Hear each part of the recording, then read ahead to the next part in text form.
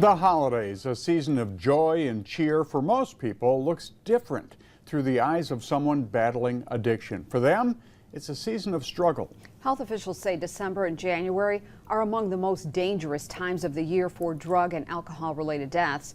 In this continuation of our You're Not Alone mental health series, addiction recovery experts in mid-Michigan tell Riley Connell how people can stay strong through the holidays. Christmas trees and menorahs light up.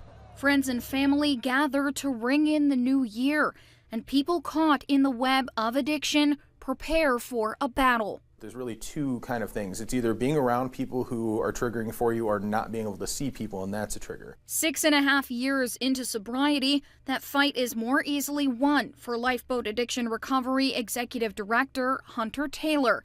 But at the start of his recovery, he says it was hard to get through.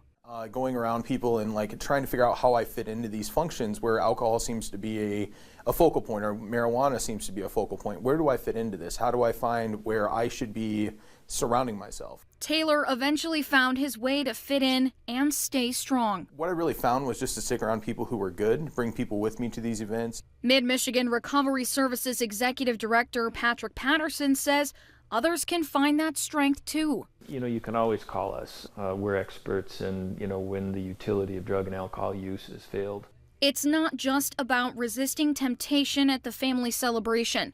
Feelings of isolation and depression become more severe around the holidays, a driving force behind drug and alcohol use. Those feelings of isolation can really lead to just a dark kind of draw away from everything sort of place, but it doesn't need to be that way. Patterson says making people in recovery feel loved is critical. Try to make it a little easier on those circumstances to include that person. A day at the movies with a person in recovery or who's down or sad or whatever, that isolation, loneliness can make all the difference.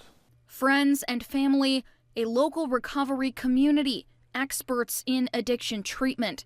There are places to turn so no one in recovery faces the holidays alone. Life can be just full of joy and good things without drugs or alcohol. In Lansing, Riley Connell, News 10.